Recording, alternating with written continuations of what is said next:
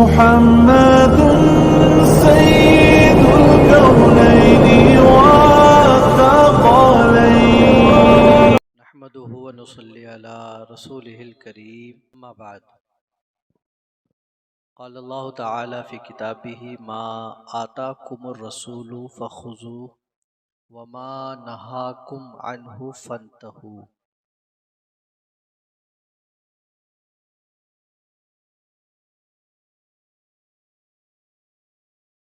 ایک مرتبہ نبی پاک صلی اللہ علیہ وسلم کی بارگاہ میں درود شریف پڑھ لیں. اللہم صلی علی سیدنا و مولانا محمد بارک وسلم صلاۃ و سلاما علیک یا رسول اللہ صلی اللہ تعالی علیہ وسلم. پچھلے ہفتے کی ہماری گفتگو تھی کہ بندہ جس سے بھی محبت کرے، جس سے بھی دوستی کرے، تو وہ اللہ اور اس کے رسول کی رضا کے لیے کرے. ہمارا ملنا جلنا اٹھنا بیٹھنا سب اللہ کی رضا کے لیے ہو، یعنی اللہ ہم سے راضی ہو جائے. آج کی گفتگو اسی سے تھوڑی سی آگے کہ کوئی ایسا کام کیا جائے جس سے ہم اللہ کے محبوب بن جائیں، یعنی اللہ ہمیں اپنا پسندیدہ بندہ بنا لے، ہم اللہ کے محبوب ہو جائیں. تو اس حوالے سے ایک حدیث پاک اور قرآن مقدس کی آیت سن کر گفتگو مکمل کریں گے. ایک مرتبہ اور درود پاک پڑھ لیں. اللہم صلی علی سیدنا مولانا محمد بارک وسلم صلاۃ و سلاما علیک یا رسول اللہ صلی اللہ علیہ وسلم. قرآن مقدس میں ارشاد ہے قل ان کنتم تحبون اللہ فاتبعونی یحببکم اللہ. اے محبوب آپ فرما دو کہ لوگوں کو اگر تم اللہ کو دوست رکھتے ہو تو میری فرمانبرداری کرو تو اللہ تمہیں بھی دوست رکھے گا. یہ آیت کریمہ نازل ہوئی حضرت ابن عباس رضی اللہ تعالی عنہ سے مروی ہے کہ رسول کریم صلی اللہ تعالی علیہ وسلم قریش کے پاس ٹھہرے جنہوں نے خانہ کعبہ کے اندر بت نصب کیے ہوئے تھے، خانہ کعبہ کے اندر، اور انہیں سجا سجا کے ان کو سجدہ کر رہے تھے. تو حضور نے فرمایا اے گروہ قریش، خدا کی قسم تم اپنے آبا حضرت ابراہیم اور حضرت اسماعیل علیہم السلام کے دین کے خلاف ہو گئے ہو. قریش نے کہا کہ ہم ان بتوں کو اللہ کی محبت میں پوجتے ہیں تاکہ یہ محبت، یہ بت جو ہے ہمیں اللہ سے قریب کر دے. تو اس پر یہ آیت کریمہ نازل ہوئی اے محبوب آپ فرما دو کہ اگر تم اللہ عز و جل تحبون اللہ، اللہ کو دوست رکھنا چاہتے ہو تو میری اطاعت کرو. یعنی اگر تمہیں محبت الہی کا دعویٰ ہے تو رسول اللہ صلی اللہ علیہ وسلم کی اطاعت و فرما برداری کے بغیر وہ قابل قبول نہیں ہے. اللہ رب العزت کا قرب حاصل کرنا چاہتے ہو تو اس کا ایک ہی طریقہ ہے، وہ ہے نبی پاک صلی اللہ علیہ وسلم کی اطاعت. ان کی اطاعت، ان کی فرما برداری ہی تمہیں رب تک لے جائے گی. اس کے علاوہ کوئی دوسرا طریقہ اور کوئی دوسری چیز اختیار کرتے ہیں رب تک پہنچنے کی تو یقین جانے وہ قابل قبول نہیں ہو سکتی ہے. تو اس سے کیا معلوم ہوا؟ اس سے یہ معلوم ہوا کہ اللہ کی محبت کا دعویٰ جب ہی سچا ہو سکتا ہے جب آدمی حضور صلی اللہ تعالی علیہ وسلم کا متبع اور حضور کی اطاعت اختیار کر لے. اچھا، اس آیت کریمہ کو ہی بہت سے لوگ کوڈ کرتے ہیں اور کہتے ہیں کہ مزارات پر جانا یا ان سے وہاں فاتحہ وغیرہ پڑھنا یہ درست نہیں ہے. کیوں؟ اس لیے کہ قریش کیا کرتے تھے، ہم جو مزار پہ جاتے ہیں کیوں جاتے ہیں؟ ہم یہ کہتے ہیں کہ بھائی یہ اللہ کے ولی ہیں، ان کے پاس حاضری دیتے ہیں تو اس سے ہمیں قرب الہی حاصل ہوتا ہے، ہم یہ مانتے ہیں.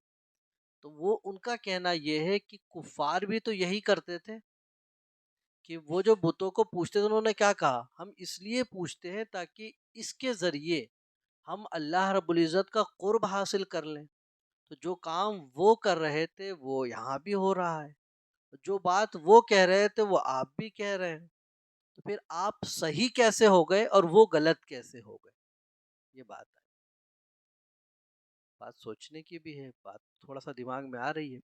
تو دیکھیں، اس میں بنیادی چیز کیا بتائی کہ اگر تم یہ کوئی بھی ایسا کام کر رہے ہو جس سے اللہ کی رضا اور اس کا قرب حاصل کرنا چاہتے ہو، تو مقبول کب ہوگا؟ رسول اللہ صلی اللہ علیہ وسلم کی اطاعت سے، یعنی ان کے بتائے ہوئے راستے پر چل کر اگر قرب حاصل کر رہے ہو تو ملے گا۔ اب ہمیں یہ دیکھنا ہے کہ کیا نبی پاک صلی اللہ علیہ وسلم کبھی مسلمانوں کے قبرستان گئے ہیں؟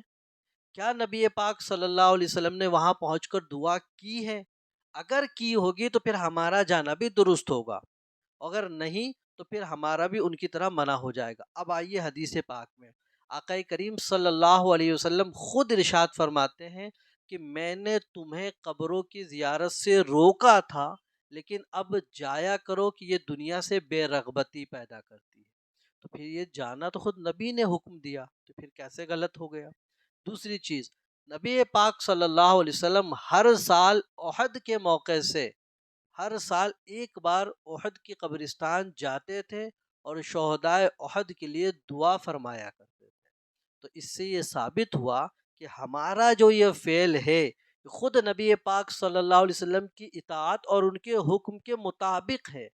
تو اس کو غلط کہنا دراصل نبی پاک صلی اللہ علیہ وسلم کے فعل و قول کو غلط کہنا ہے۔ تو اس لیے ہمارا یہ قول مزارات پر جانا مقبول اور کفار قریش کا وہ فعل مردود ہو گیا، کیونکہ اس میں نبی کی اطاعت نہیں تھی۔ درود پاک پڑھ لیں گے، اللہم صلی علیہ وعلی آلہ واصحابہ وبارک وسلم۔ اب حدیث پاک میں آتے ہیں، تو سب سے پہلی حدیث پاک دیکھ لیں، بخاری شریف کی حدیث پاک ہے۔ حضرت ابو ہریرہ سے مروی ہے، قال قال رسول اللہ صلی اللہ علیہ وسلم ان اللہ قال من عاد لی ولی فقد آذنتہ بالحرب۔ حضرت ابو ہریرہ سے روایت ہے کہ آقا کریم صلی اللہ علیہ وسلم فرمایا کہ اللہ رب العزت ارشاد فرماتا ہے، جس نے میرے کسی ولی سے دشمنی کی تو میرا اس کے خلاف اعلان جنگ ہے۔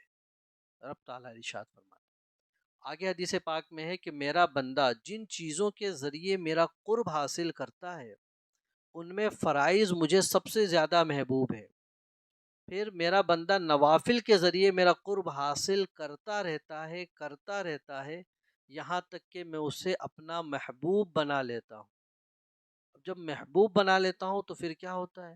آگے ارشاد فرماتا ہے کہ فَإِذَا أَحْبَبْتُهُ، جب میں کسی بندے کو محبوب بنا لیتا ہوں تو كُنْتُ سَمْعَهُ الَّذِي يَسْمَعُ بِهِ، تو میں اس کی سماعت ہو جاتا ہوں جس سے وہ سنتا ہے، وَبَصَرَهُ الَّذِي يُبْصِرُ بِهِ، اور میں اس کی بصارت ہو جاتا ہوں، جس سے میں آنکھ ہو جاتا ہوں جس سے وہ دیکھتا ہے، اور میں اس کی وہ آنکھ ہو جاتا ہوں، ہاتھ ہو جاتا ہوں جس سے وہ پکڑتا ہے، اور میں اس کے پاؤں ہو جاتا ہوں جس سے وہ چلتا ہے۔ اور آگے انعام اور ملتا ہے کہ وَإِن سَأَلَنِي لَأُعْطِيَنَّهُ، اور اگر وہ مجھ سے کچھ مانگے تو میں اس کو ضرور دیتا ہوں، اگر وہ میری پناہ مانگے تو میں اسے ضرور پناہ بھی دیتا ہوں۔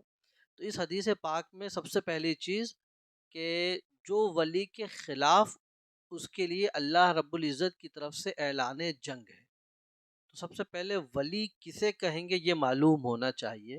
تو ولی وہ مومن عارف باللہ ہوتا ہے جو اطاعت کو پوری پابندی کے ساتھ کرے اور محرمات یعنی حرام چیزوں سے بالکل بچے، اور وہ بھی جو کچھ بھی کرے وہ اللہ کی رضا کے لیے کرے، نہ کہ عزت و شہرت اور دکھاوے کے لیے کرے۔ اس لیے کہ جو بندہ شریعت کا پابند نہیں وہ ولی ہو ہی نہیں سکتا ہے، اگرچہ ہوا میں اڑتا ہو۔ بھئی جادوگر جے پال کے بارے میں سنا ہی ہوگا آپ نے، وہ ہوا میں اڑتا تھا، آگ برساتا، سب کچھ کرتا تھا، لیکن اس زمانے میں ولی نہیں تھا۔ کیوں؟ اس لیے کہ ایمان ہی نہیں لایا تھا، پابندی ہی نہیں تھا۔ لیکن جب ایمان لے آیا، پابند شریعت ہو گیا، اللہ نے صحبت کی برکت سے ولی بنا دیا۔ وہ قرآن پاک میں ان اولیاءہ الا المتقون کہ اللہ کے ولی وہ لوگ ہیں جو متقی ہوتے ہیں۔ اچھا ایک چیز اور آپ غور کریں، اللہ رب العزت فرما رہا ہے کہ میرا اس کے خلاف اعلان جنگ ہے، کوئی معمولی بات تو نہیں ہے۔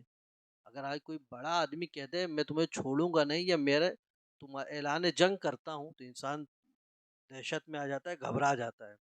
تو اللہ رب العزت نے ولی کے دشمن، جو ولیوں کا دشمن ہوگا اس کے خلاف اعلان جنگ فرماتا ہے۔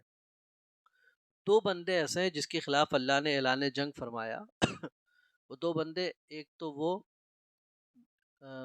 دو قسم کے گناہ گار ہیں دراصل اللہ رب العزت، ایک ہے سود خور، دوسرا اولیاء اللہ کا دشمن۔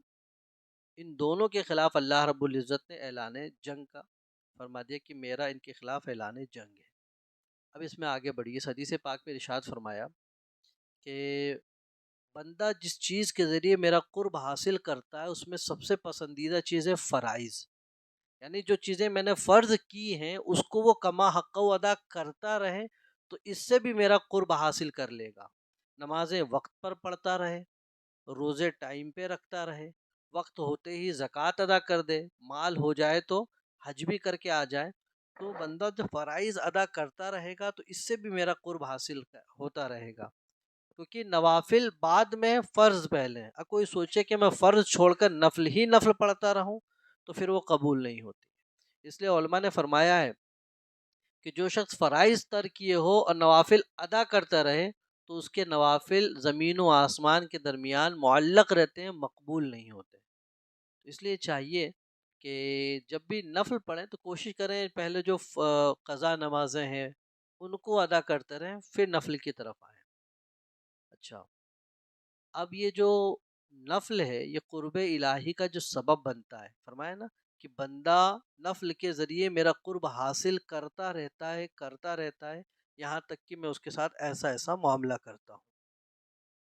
تو اس سے مراد یہ ہے کہ فرائض کما حق و ادا کر لے، اس کے بعد نوافل کی طرف آئے، ورنہ اگر فرائض چھوڑ کر آپ نوافل ادا کرتے ہیں تو یہ قبول نہیں۔ وہ اس لیے کہ یوں سمجھ لیجئے، جیسے مان لیجئے ایک شخص ہے اور اس شخص کی خدمت میں نوکر ہے جس کی تنخواہ وہ لیتا ہے اور متعلقہ خدمت کے سوا کچھ بھی نہیں کرتا، بس جتنا کام ہے بس اتنا کیا اور بیٹھ گیا بس، اور علاوہ مزید اپنی خوشی سے کچھ نہیں کرتا۔ اور ایک دوسرا بندہ ہے جو ڈیوٹی ہے وہ بالکل پرفیکٹ ادا کرتا ہے، لیکن ڈیوٹی کے علاوہ بھی اپنی طرف سے کچھ ایکسٹرا کام کر کے بھی دے دیتا ہے، تو ظاہر سی بات ہے مالک خوش کس سے زیادہ ہوگا؟ اس سے ہوگا جو ایکسٹرا بھی کر کے دیتا ہے۔ لیکن ایک بندہ ایسا ہے کہ جو ڈیوٹی ہے وہ کچھ بھی نہ کرے، بس ادھر ادھر کے کام کرتا رہے، تو مالک بالکل بھی خوش نہیں ہوگا۔ یعنی پہلے جو ذمہ داری ہے اس کو، اس کے بعد پھر نوافل کی طرف آئیں گے تو انشاءاللہ یہ نوافل جو ہیں ہمیں برکت دیں گی۔ اچھا اب اس میں جو فرمایا گیا کہ میں اس بندے کا کان ہو جاتا ہوں، اس بندے کی آنکھ ہو جاتا ہوں، پیر ہو جاتا ہوں، تو اللہ تو ان سب چیزوں سے پاک ہے، اللہ جسم اور جسمانیت ہر چیز سے پاک ہے، تو پھر اس کا کیا مطلب ہوتا ہے؟ مطلب یہ کہ میں اس کے کان، ہاتھ، ناک، پاؤں کو شیطان کے شر سے محفوظ کر دیتا ہوں، یعنی اب وہ جب سنے گا تو اچھی چیز سنے گا، بری چیز نہیں سنے گا۔ اب وہ دیکھے گا تو اچھی چیز دیکھے گا، بری چیز نہیں دیکھے گا۔ اب وہ کسی چیز کو پکڑے گا یا کچھ کرے گا ہاتھ سے تو اچھے کام کرے گا، برے کام نہیں کرے گا۔ یہ مطلب ہوتا ہے اس کے ہاتھ پاؤں بن جاتا ہوں۔ یا دوسرا مطلب یہ بھی بیان کیا گیا ہے کہ وہ میں ہاتھ پاؤں آنکھ سے کوئی ایسا عمل، کوئی کام نہیں کرتا جس کے سبب میری رضا نہ ملے، ہر کام وہی کرتا ہے جس سے میری رضا اس کو حاصل ہو جاتی ہے، یعنی اس کے ہاتھ پاؤں آنکھ اس کو میں گناہوں سے محفوظ کر دیتا ہوں۔ یہ حدیث پاک کا مطلب ہوا۔ درود پاک پڑھیں گے، اللہم صلی علی سیدنا مولانا محمد بارک، آخری حدیث پاک آج کے۔ اور یہ حدیث پاک آپ ہر اس بندے کے تعلق سے دیکھ سکتے ہیں جس کو نہ ہم نے دیکھا نہ سنا، لیکن پھر بھی ہم اس سے محبت کرتے ہیں۔ جیسے یہ غوث اعظم کا مہینہ ہے، ان کو کبھی دیکھا نہیں ہم نے، لیکن بنا دیکھے ہی سن سن کر ان سے بے انتہا محبت ہے۔ حضور خواجہ غریب نواز کو کبھی نہیں دیکھا، لیکن ان کو سن سن کر ان سے محبت ہے ہمیں۔ تو ایسے بے شمار لوگ ہیں، ان کے تعلق سے حدیث پاک دیکھیں۔ نبی پاک صلی اللہ علیہ وسلم نے ارشاد فرمایا کہ جب اللہ رب العزت کسی بندے کو محبوب رکھتا ہے تو جبریل امی کو مطلع کرتا ہے، بلاتا ہے اور فرماتا ہے کہ ان اللہ تعالی یحب فلانا، کہ اللہ رب العزت فلاں کو محبوب رکھتا ہے، فاحببہ، اے جبریل تم بھی اس سے محبت کرو، میں فلاں بندے سے محبت کرتا ہوں تم بھی اس سے محبت کرو، فیحبہ جبریل، تو جبریل امین بھی اس سے محبت کرنے لگتے ہیں، اور فرماتے ہیں فَيُنَادِ فِي أَهْلِ السَّمَاءِ، پھر آسمانی مخلوق میں یہ اعلان کر دیا جاتا ہے کہ ان اللہ یحب فلانا، کہ اللہ رب العزت فلاں کو محبوب رکھتا ہے تو تم سب بھی اس سے محبت کرو، تو تمام آسمان والے اس سے محبت کرنے لگ جاتے ہیں۔ پھر ثم یوضع له قبول فی الارض، پھر اس کی عام مقبولیت زمین پر رکھ دی جاتی ہے کہ زمین میں عام لو ہر بندہ اس سے محبت کرتا نظر آتا ہے۔ تو یہ اللہ رب العزت نے حضرت جبریل امی سے فرمایا۔ اب اس میں دو تین باتیں ہیں، یہ کہ اللہ رب العزت کسی سے محبت کرتا ہے، اس کا کیا مطلب ہے؟ جبریل امی اگر محبت کرتے ہیں تو اس سے کیا مطلب ہے؟ اور پھر فرشتے محبت کرتے ہیں تو اس کا کیا مطلب؟ بس اس کو گفتگو سن کر مکمل کریں گے۔ تو دیکھیے، اللہ رب العزت اپنے بندے سے محبت کرتا ہے، اس کا مطلب یہ ہے کہ اللہ اس طور پر محبت کرتا ہے کہ اس سے بھلائی کرنے، اسے ہدایت دینے اور اس پر انعام کرنے اور اس پر رحمت کا ارادہ فرما لیتا ہے کہ اب اس کے ساتھ میں ہمیشہ بھلائی کا معاملہ، اس پر رحمتوں کا نزول کروں گا، گناہوں سے بچا کے رکھوں گا۔ یا اللہ رب العزت کسی کو محبوب بناتا ہے تو یہ انعام و کرام سے نوازتا ہے۔ حضرت جبریل امی بھی محبت کرنے لگ جاتے ہیں، اس کا کیا مطلب؟ تو حضرت جبریل امی کو خاص اس لیے بلایا کہ فرشتوں میں افضل فرشتے ہیں یہ، جب سردار محبت کرے گا تو باقی بھی محبت کرتے نظر آئیں گے، اس لیے ان کو بلایا جاتا ہے۔ اور یہی خالق و مخلوق کے درمیان سفیر بھی ہے، یعنی انبیاء کرام کی جانب سے انبیاء کرام تک وحی لانا، رب کا پیغام پہنچانا، پھر ان کی درخواستیں وہاں پہنچانا، یہ جبریل امی ہی کیا کرتے تھے۔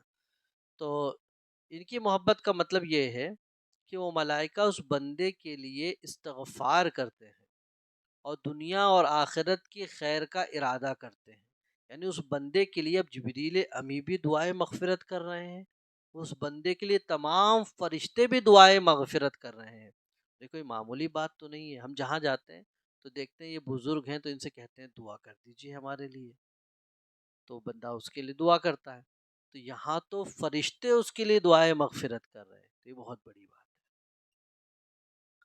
اچھا، محبت جو ہے تین قسم: محبت الہی اور محبت روحانی اور محبت طبعی، اور اس حدیث پاک میں تینوں کو جمع کر دیا۔ اللہ رب العزت محبت کرتا ہے، یہ محبت الہی ہو گیا، جبریل امی محبت کرتے ہیں، یہ محبت روحانی ہو گئی، اور محبت طبعی، یہ اللہ کے بندے جتنے وہ سب محبت کرنے لگ جاتے ہیں، محبت طبعی ہو گئی۔ تو دنیا میں پھر اس کے لیے ایک مقبولیت رکھ دی جاتی ہے کہ جہاں جاتا ہے لوگوں کا ایک ہجوم اس کے پیچھے جانے لگ جاتا ہے۔ حضور تاج الشریعہ کا معاملہ کیا تھا؟ جہاں جاتے تھے کہ ہجوم ان کے پیچھے جایا کرتا تھا، اور اسی طرح اعلیٰ حضرت سرکار علیہ رحمۃ الرضوان سے محبت، کہ جو بھی ان کو پڑھتا ہے ان سے محبت کرنے لگے۔ اللہ رب العزت نے ان کی محبتیں لوگوں کے دلوں میں اتار دی ہے۔ اچھا، یہ زمین والوں سے مراد کون ہے؟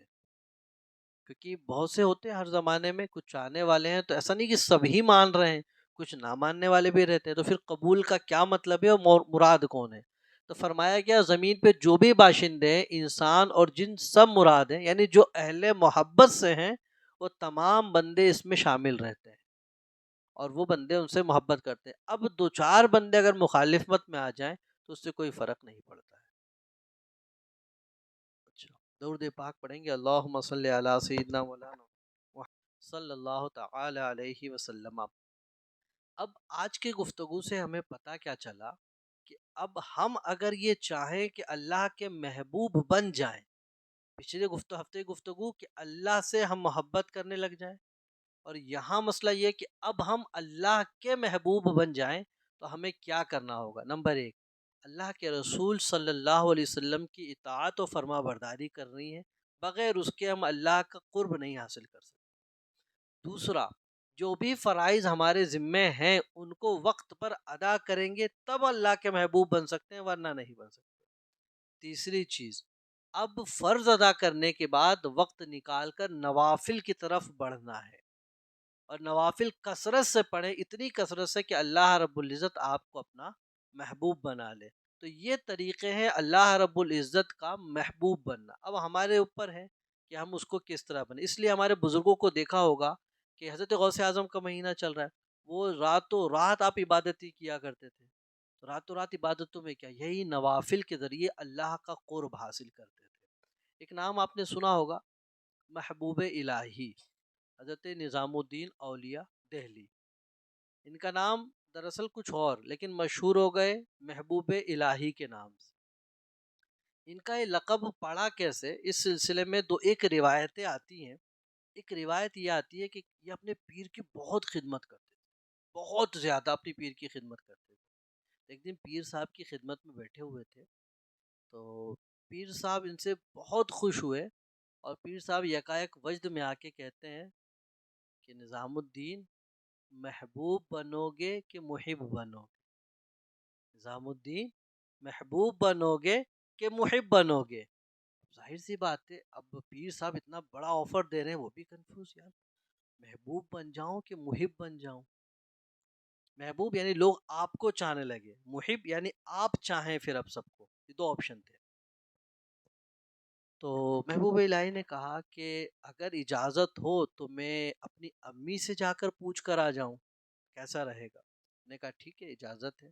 تو وہاں ان کا گھر تھوڑا سا دور تھا، سفر کر کے جا رہے تھے، تو جاتے ہوئے راستے میں ایک بزرگ شخص سے ملاقات ہوئی، تو انہوں نے دیکھا، بس سلام کر کے، کیونکہ جلدی جانا تھا، بس سلام کر کے آگے بڑھنے والے تھے کہ پیچھے سے بزرگ نے آواز دی، نظام الدین، محبوب بننا چاہتے ہو کہ محب بننا چاہتے ہو؟ پھر سوچے یار یہ راز کی بات اس بندے کو کیسے معلوم، کیونکہ یہ تو میرے اور میرے پیر صاحب کے درمیان کی بات تھی۔ تو وہ رک گئے، رکنے کے بعد بولے، شیخ آپ کو یہ راز کی بات کیسے معلوم؟ تو انہوں نے کہا کہ یہ بتاؤ، محبوب بننا چاہتے ہو کہ محب بننا چاہتے ہو؟ تو انہوں نے کہا آپ ہی بتا دیجئے، میں کیا آپشن لے لوں؟ تو انہوں نے کہا میں نہیں بتاؤں گا، تم جاؤ والدہ کے پاس ہی جاؤ اور انہی سے پوچھ کے آنا، وہ جو کہیں گی وہ بن جانا، اگر وہ نہ بتائیں تو کل آ جانا، میں بتا دوں گا، کل اسی وقت یہیں آ جانا تو میں بتا دوں گا۔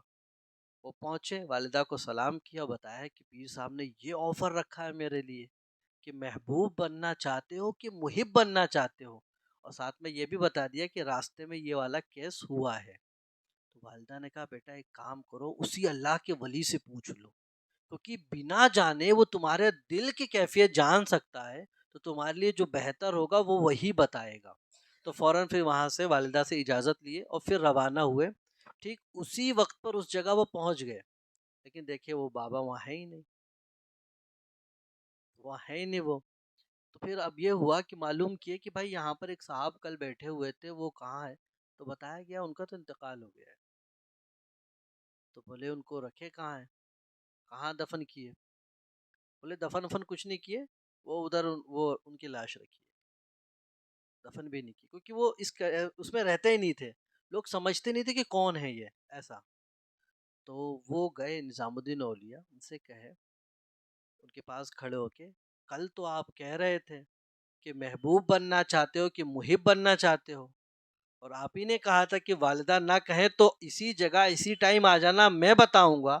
محبوب و محب کی بات کر رہے تھے، آج خود کا ٹھکانہ نہیں ہے۔ آپ مجھ سے محبوب و محب کی بات کل کر رہے تھے، آج خود کا ٹھکانہ نہیں۔ یہ سننا تھا کہ وہ اٹھ کے بیٹھ گئے،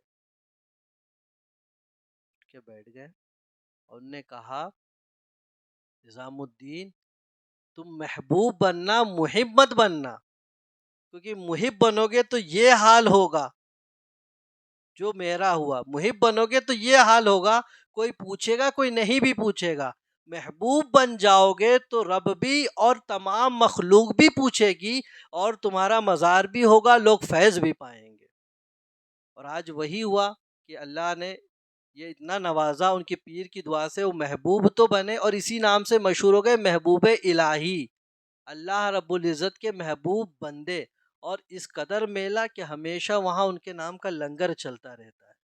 تو جو اللہ رب العزت کے لیے اپنے آپ کو سپرد کر دیتا ہے اور ان کے لیے عبادت و ریاضتیں اختیار کرتا ہے، تو اللہ رب العزت پھر انہیں اپنا محبوب بنا لیتا ہے، اور جسے اللہ اپنا محبوب بنا لیتا ہے تو پھر دنیا کشاں کشاں ان کے در پر جاتی نظر آتی ہے اور ان سے فیض پاتی ہے۔